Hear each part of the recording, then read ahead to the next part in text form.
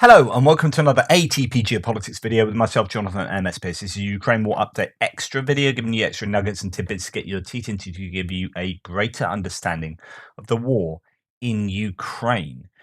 I'm going to just share quite a few long threads with you today, one article as well. Quite a lot to talk about, so let's get stuck in. And we're going to go first to Rob Lee. Who is Rob Lee, you might ask? He's actually well worth following. He's a senior fellow at the FPRI, previously USMC, Columbia CIPA Center AST, focused on Russian defense policy. Basically, involved with a lot of organizations in analysis on Russia and war, etc., etc. Here's a thread on Bakhmut. Before talking about the tactical situation, it is important to put in this strategic context. Ukraine conducted successful offensives in Kharkiv and Kherson after heavy Russian military attrition during the Battle of Donbass left its lines vulnerable. Russia's successful withdrawal from the right bank of Kherson and mobilization helped stabilize the lines and stopped Ukraine's advance to Kreminna. In order to make further serious gains, Ukraine went on the defense to buy time to form new units or train on NATO equipment. The battle in Bakhmut began more than 6 months ago, but became a focus over the winter as both sides redeployed forces to Bakhmut from Kherson. Bakhmut thereby acquired a degree of political significance on both sides. Russia began its winter offensive in late January. Russian forces have attempted to advance in several parts of the front while making minimal gains. In some areas like Vuhledar, Russian forces have suffered far heavier losses than Ukrainian forces. Russia has also sustained heavy losses in Bakhmut, but the ratio of losses shifted as Russia took the flanks, which sit on a high ground, beginning with the southern flank in January and the northern flank in mid to late February, including Yehidny on the 25th. So we've seen a shift. This is me now. We've seen a shift in what's been going on in Bakhmut. There were talks about 1 to 5, 1 to 7 Ukrainian to Russian deaths in the area. As the Russians have moved closer and closer to fighting in small arms fire, person against person, we've seen that ratio close and more towards a parity of Ukrainian to Russian force losses. Although the centre of Bakhmut has strong buildings and factories, the flanks are composed of houses without basements. Once they're targeted, they're no longer useful as firing positions. Russian advances on the flanks put the main resupply routes within direct fire range. Newly mobilized soldiers are being sent to Bakhmut as combat replacements, and the units don't have enough time to train them properly. There's a trade-off between sending mobilized soldiers to the front or to new units preparing for the spring offensive. This is something I've been talking about a lot recently. It's the idea that you try and support Bakhmut, reinforce Bakhmut with minimal resources. You want to give as little to Bakhmut to defend itself as possible while still being just about able to defend itself. And by that, the intention is to attrit Russian forces to as much as possible so that they are being bled for every meter that they gain. And we're going to talk about this a little bit more in the Euromaidan article. In fact, I'll probably move that after this. Because the idea is, some critics are saying, you shouldn't be swapping people for people. You should be swapping land, for time. So if the real objective is to hang on until the offensive, then you can cede land so you don't lose as many troops.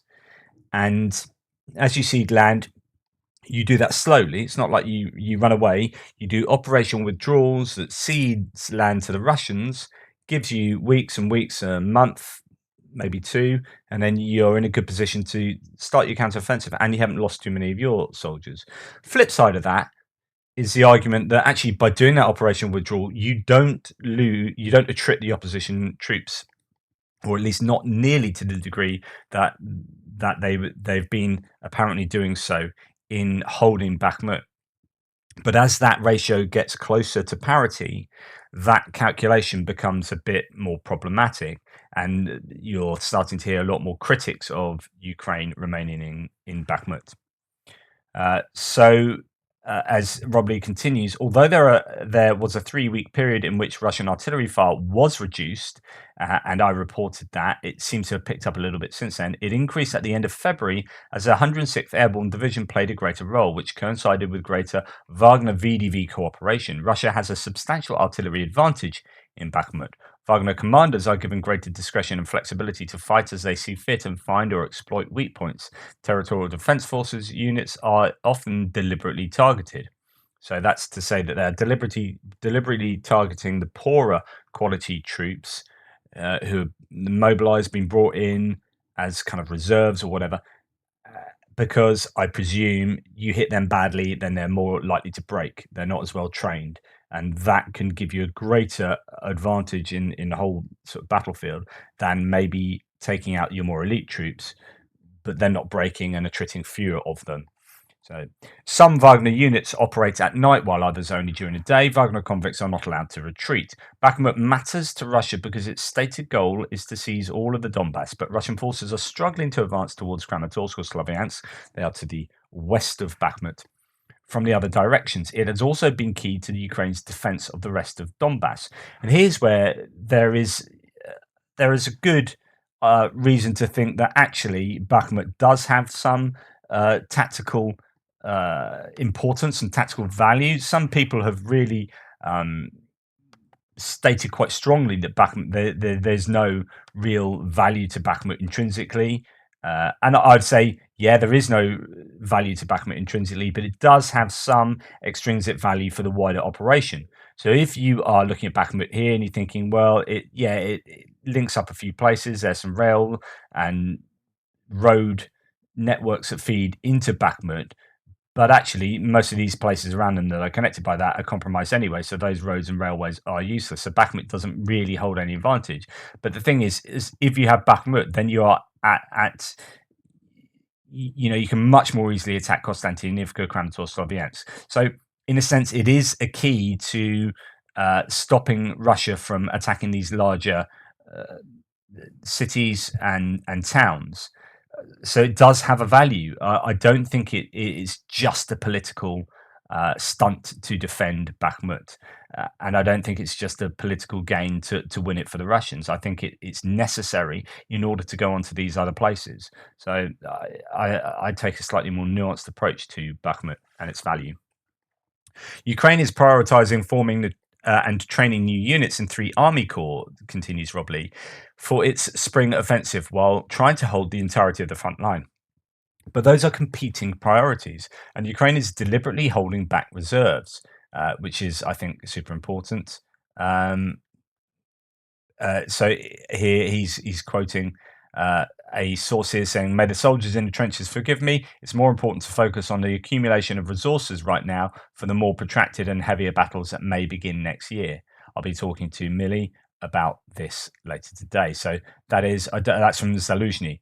Zaluzhny is saying basically they are sacrificing people in Bakhmut in order to get themselves in a good position to do a counter-offensives, but also that the attrition will exhaust the Russian troops and capability, really, such that during the counter-offensive, they will be able to punch back even harder and meet less resistance if they do a counter-offensive in that area. That is, so that's a really interesting admission. Exactly what I've been saying, right? But that's coming straight from the horse's mouth. This may give the impression that Ukraine is losing, but in reality, Ukraine is not committing all of its resources to the front. Ukraine has a better chance of achieving another significant breakthrough this spring than Russia does during its current offensive. Russia is It's really interesting, actually, and people are saying this, pro-Russian voices are saying this on my threads as well, which is, it's not a Russian offensive. It's only the West that's telling you this is a Russian offensive, but no one else has said it's a Russian offensive. I just want to put this to bed, right?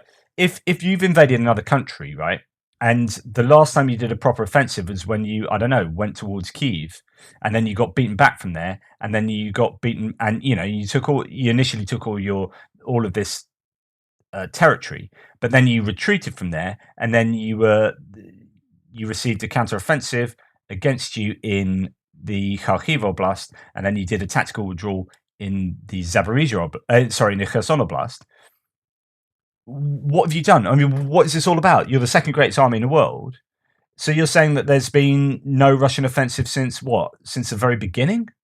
And if you're saying that this isn't a Russian offensive now, then what is it? Because you appear to be attacking Avdiivka, Bakhmut, Kupiansk, Kremina with quite a lot of equipment, and you've taken really heavy losses in equipment. That's a big uptick from say January. So February and March losses are much higher than January and indeed December. This looks like, if it walks like a duck and quacks like a duck, then yeah, it's probably a duck. So this is, the problem is it doesn't so much walk like a duck. It walks like a duckling.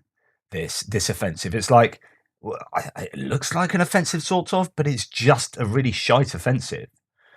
And so this leaves a question mark for people like me saying, well, I'm not sure it is the offensive, but it must be the offensive, so it is the offensive.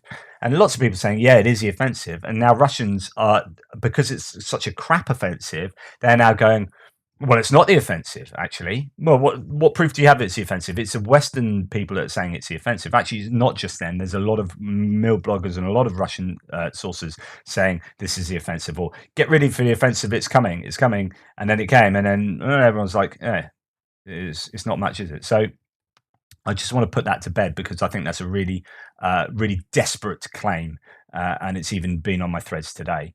Right, going back to Rob Lee. So he continues. Russia is dependent on a small number of elite units for their assaults, e.g., naval infantry, VDV, so airborne troops, Wagner professionals, but they can grind their way to slow, costly victories by employing greater forces and artillery. An attritional fight is not in Ukraine's interests. Again, it's going back to, do you use up humans or do you cede land as a way to prepping the counteroffensive? But then ceding land isn't attritional enough, arguably.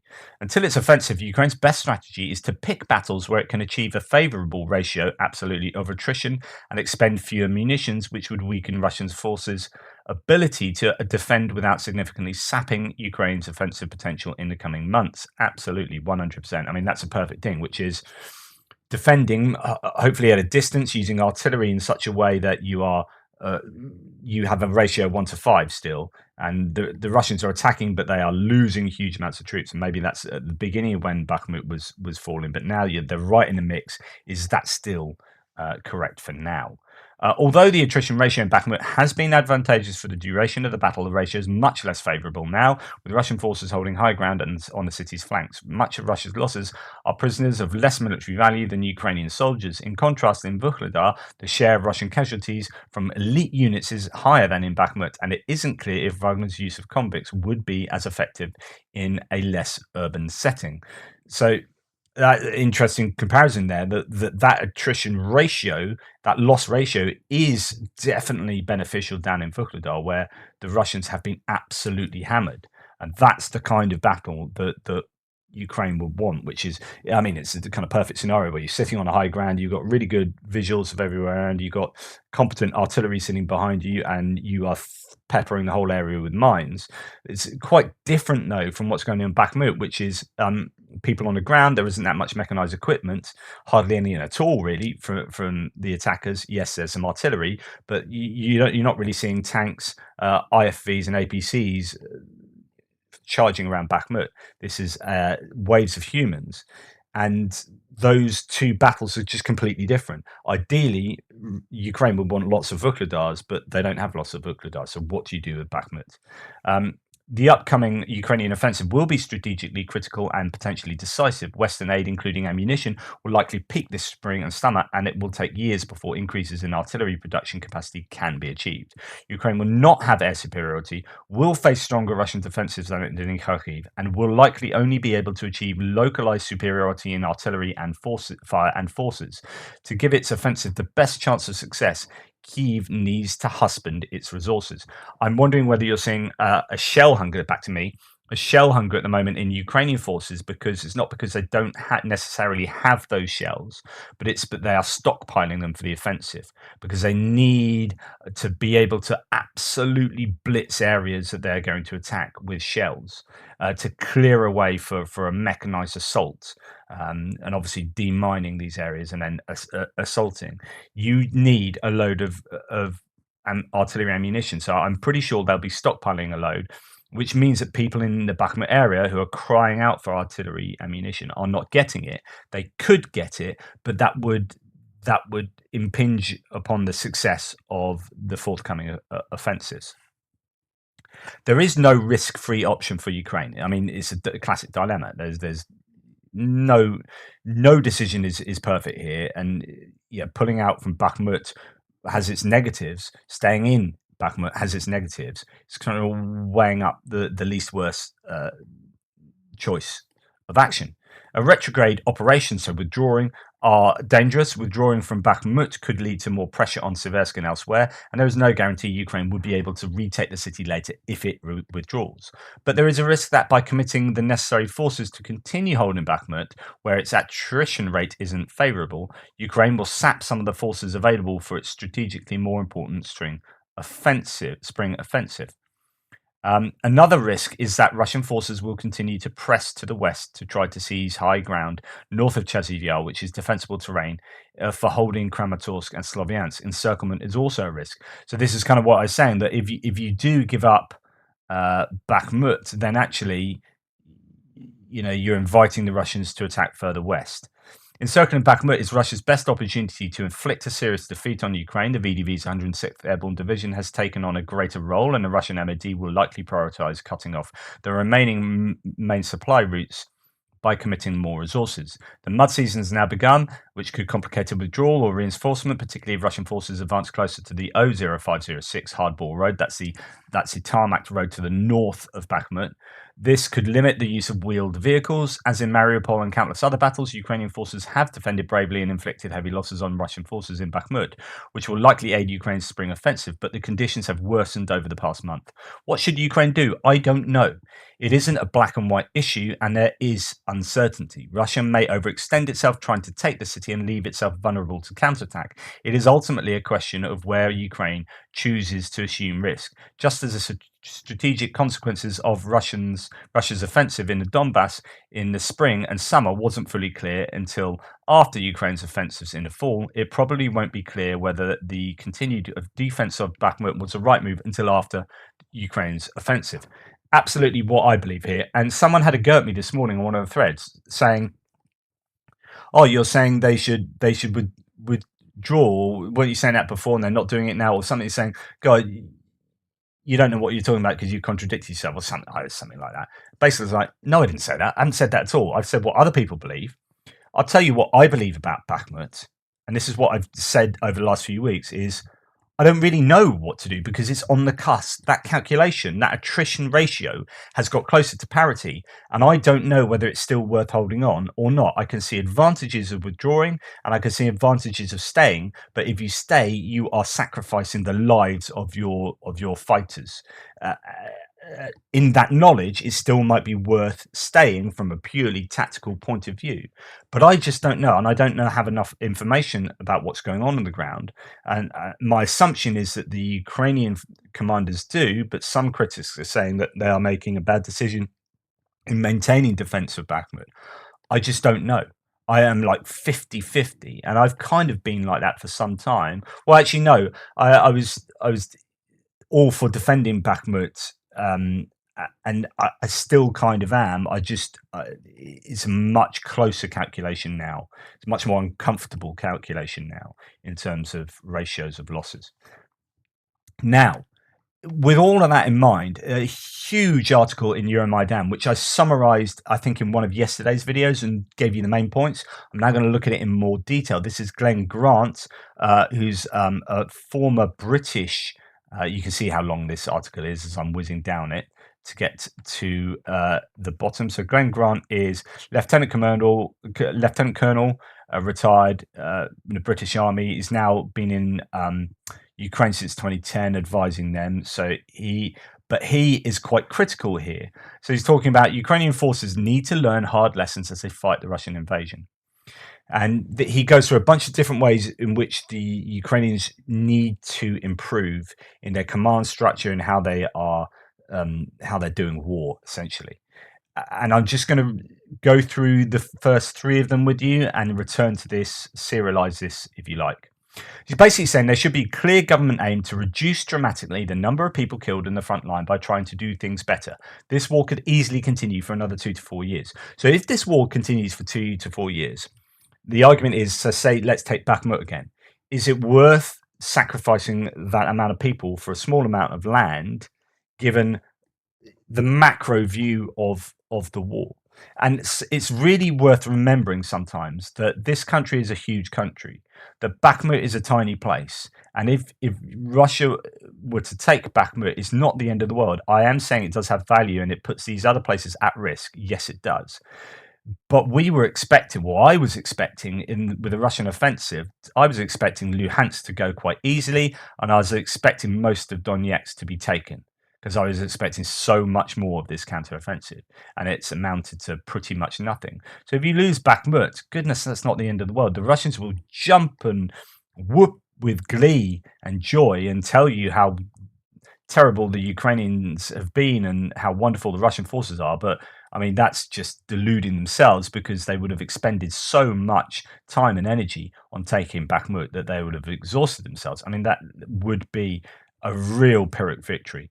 And yeah, so there are, as I say, lots of different sides to this. The article continues, it's both dangerous and wrong to continue to trade Ukrainian motivation, bravery, and blood for victory when there are things that could and need to be done differently. Despite the victories and amazingly stubborn defences in places like Bakhmut, not all is good with managing the Ukrainian conduct of war. That is both natural and inevitable and should be expected, but to cut Ukrainian losses, lessons from the war must be analysed and learned quickly. Poor results, when they occur, which they always will, must be faced honestly and not glossed over with self-congratulatory words and speeches from government. Public criticism is growing on social media about many aspects of Ukrainian operations, ranging from tactics, leadership, laws such as the 8271, so that's a strengthening responsibility for desertion, disobedience of military personnel, so on and so forth. So it's a harsh rule to keep everyone in line in the armed forces. Bureaucracy, training, and procurement to the human rights of the families of the deceased and missing. Plus, other areas need to be addressed. Possibly the biggest problem for the ZSU leadership is developing a new army culture, a culture in which every life matters. Every day, the army fills up with more people with no previous military background. They were civilians just weeks and months ago. Many are mature with strong business and professional backgrounds. They have limited tolerance of the top-down way of working that was common of the pre-24th of the February army. So you've got a changing force constitution at the moment as your experienced soldiers who were pretty well trained actually under NATO, some of them, you're losing that, and then you're getting other people drafted into the army with no experience. You've got that mix, and then you've got deferring to this default setting of Soviet leadership, as some of those leaders are still around, and you know there needs to be this concerted effort to move away from that rather than back towards that. As casualties increase further, he continues, the army's composition will become more civilian and reflective of society than the original army. Then the cultural issues and intolerance of poor commanders will increase. So when you've got the old sort of systems of hierarchy, sometimes you can get away with having poor decision making going on because, hey, it's the army, you can't mess with that. But as we saw recently with one of the commanders, Kupol, going to the press, or the press coming to him and on social media, you might get that a lot more with actually more mobilized troops who are possibly more likely to complain and shout about issues. You need to be working out how to deal with that proactively, and part of this will be about changing the culture of the army and moving back away from that Soviet style of leadership. So he goes into the details of what this might look like. And the first issue is geographical command boundaries. And again, I mentioned this yesterday. So fighting along geographical lines with clear operational boundaries and commanders is one of the least understood practices of NATO forces. In short, every unit, from even the most basic infantry section and upwards, must have clear geographical boundaries. There must never be any doubt about any fighting organization's left and right, back and front boundary. These must either be marked on a map or given verbally using having distinct visible boundaries such as roads and rivers. Every single piece of ground on the front line and behind must be owned by someone, and it must be clear about what their responsibilities for that ground are. So we heard in Bakhmut, and this is partly as a result of communications being cut, though. But there was the idea that certain units didn't know who the units next to them were. Yes, they couldn't communicate with them because there was electronic warfare going on and jamming of radios and whatnot, of comms. But I guess the idea here is that everyone know, your left hand knows what the right hand is doing, and there's this kind of this cohesion of command that no one. So I talked quite a lot about with the Russians. They've got the DPR, the LPR, the Wagner. They've got VDV. They've got naval infantry brigades. They've got all these different components of the forces, and then they've got the issues with convicts and mobilise and all that. And there's no cohesion going on. In fact, at the beginning of the war, they didn't even have an overall commander. They were just different, separate things doing their own, different entities doing their own thing, and they weren't sort of talking to each other and singing off the same song sheet. You had the Air Force not really working in cohesive combined arms manners with all the other aspects of the armed forces. So part of this is having geographical ownership, as Glenn Grant says. At present, this does not always happen, and people die because of this lack of boundary clarity. Battalions often find other organisations crossing their boundaries without prior communication about who, why, or when. I spoke to one battalion staff member over Christmas who said their battalion had fired on our special forces twice and nearly fired on another unit. These units had entered the battalion territory without prior communications or liaison, leading to Ukrainian losses. And we've heard about a lot about this with the Russian forces firing on lots of friendly fire, lots of blue on blue fire. Less of it with the Ukrainians, but it still happens. And this is a result of not knowing who is where, not having that geographical clarity, not having that that cohesion of command of who, not just which units kind of own which areas, but which commander is in charge of which areas. And so with that lack of clarity, you're more likely to get a situation where artillery is hammering your own troops. So sort that out.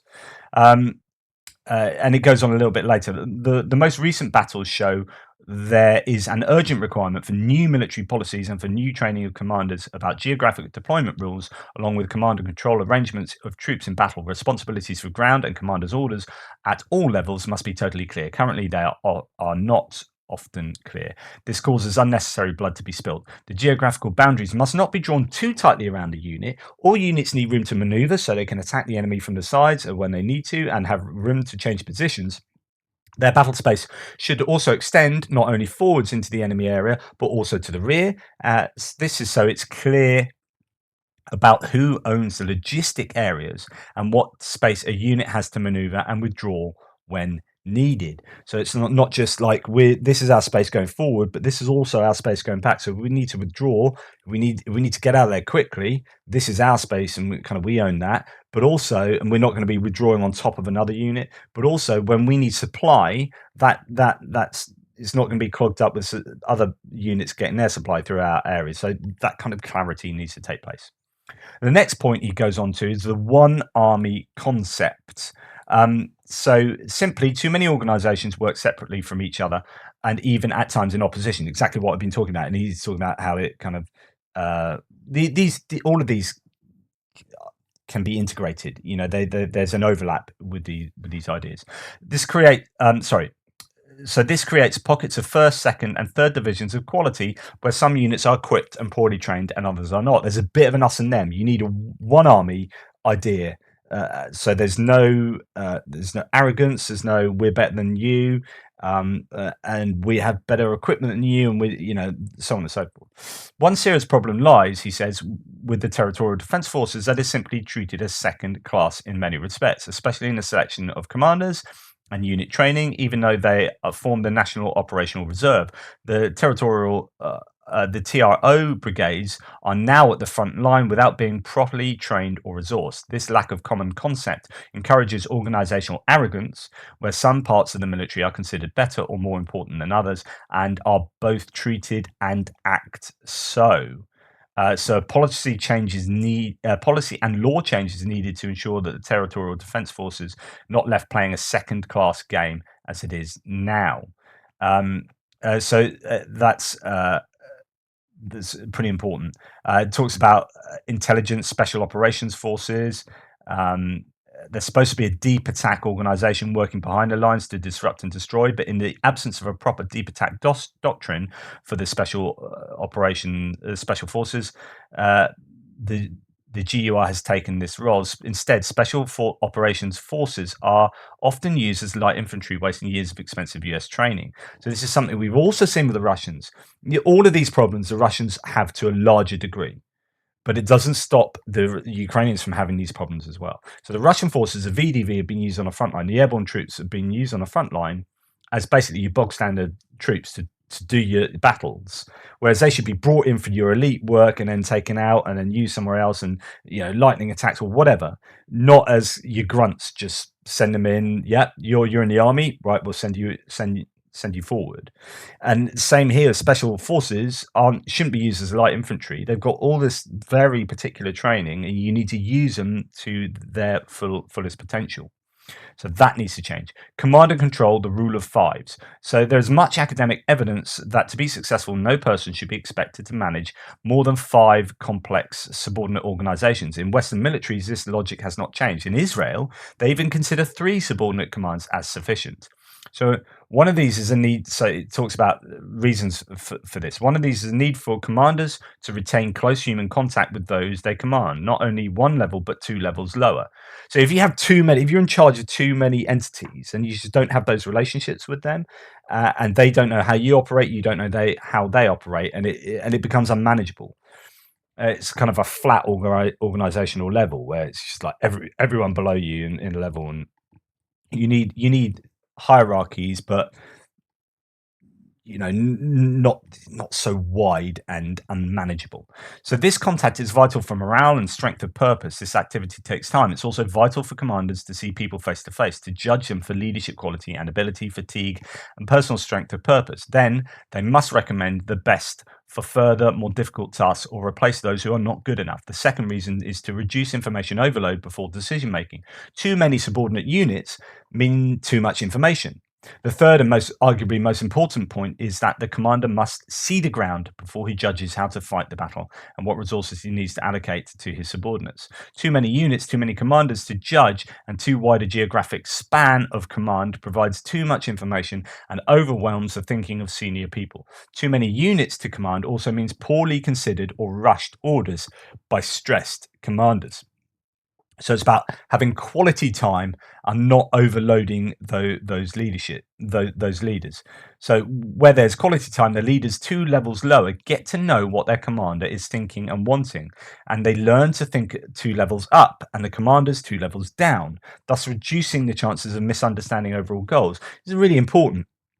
If you are working really closely with the level down and 2 levels down, then you know what they're thinking. You're working with them so often that you just have a good knowledge of that, and they of you. And so therefore being able to second guess or being able to empathize gives you a greater understanding of what's involved in these decisions to be made, and then you can add information that might be relevant to that decision.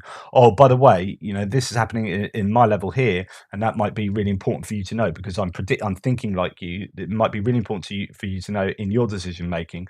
I can do that because we've got this relationship because we're working closely. Whereas if you just got below, you've got like gazillions of units, and you don't have that structure going up of like 3 to 5 levels that you get to know well, then you don't have those relationships, and it becomes just chaotic and too difficult to manage.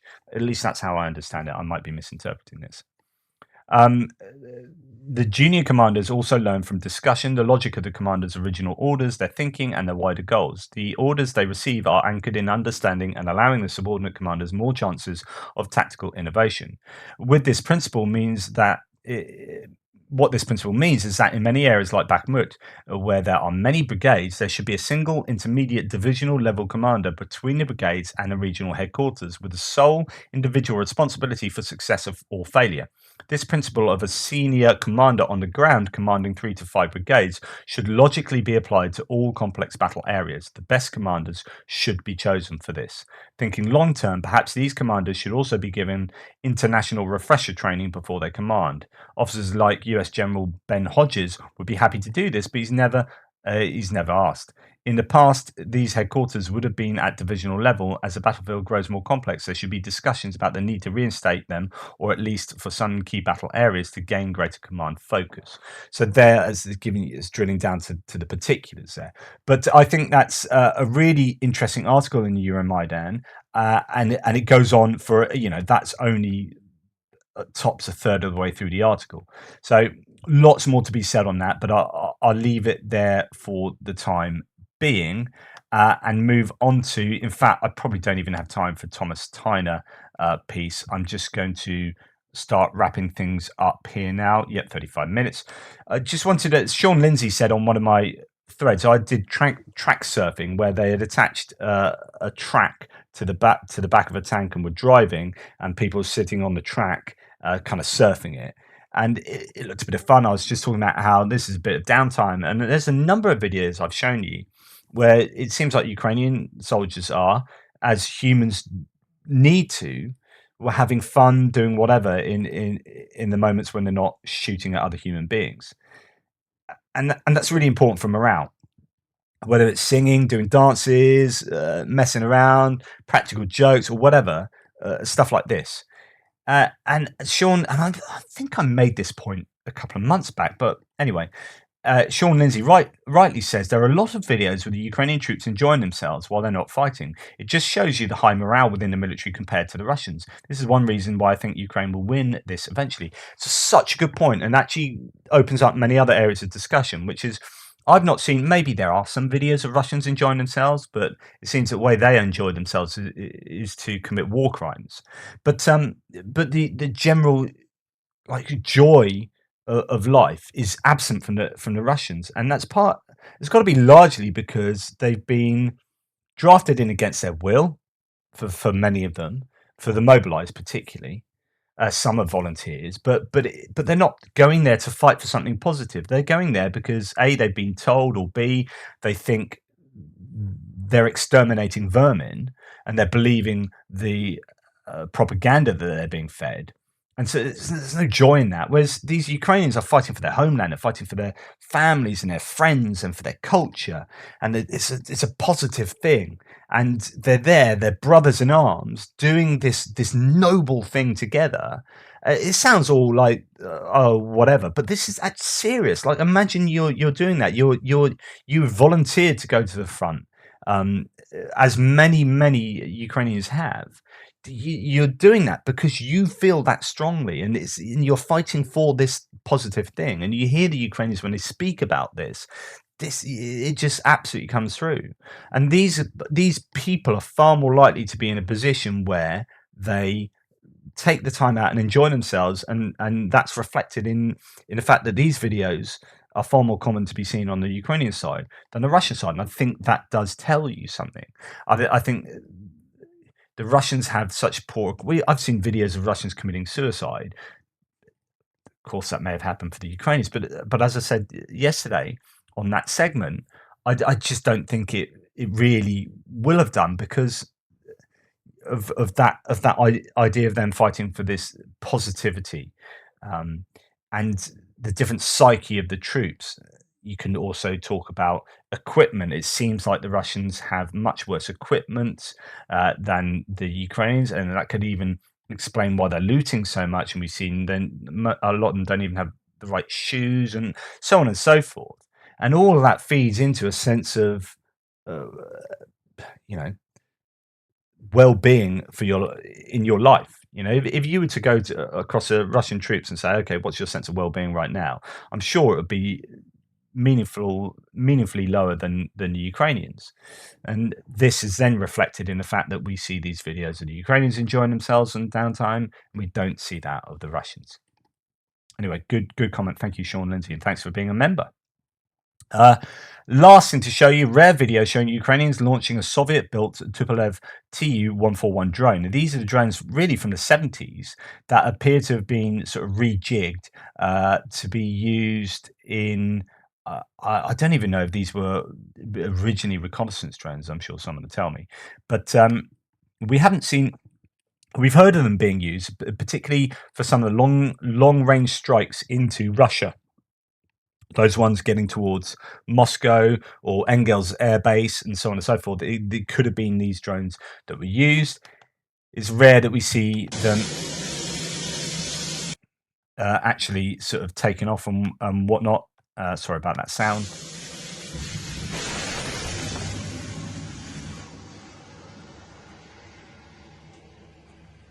Quite a significant drone. That's not your little propeller drones. In fact, we've seen sort of little disposable drones now that an Australian company's provided that are being used. They almost look like they're made out of cardboard. It's great, make these things as efficiently as possible, and I guess you need to make them as light as possible while still being able to carry weight in terms of IEDs or cameras or whatnot. But anyway, I thought that was useful to see. I might well do another video later, just because I've got a backlog of content, or I might just leave it for tomorrow. Anyway, thank you so much. Please like, subscribe, and share. Really appreciate all the support. Pop along to uasupporter.com/ATP, and if you buy any of the merch there, you can. Some commission will come my way, or I've got my own merchandise. Actually, I've never talked about it. It's down in the description below. You can buy Atypical Philosopher t-shirts and mugs and all sorts. It's wonderful. Anyway, thanks. Just watching is marvelous. Take care. Speak soon.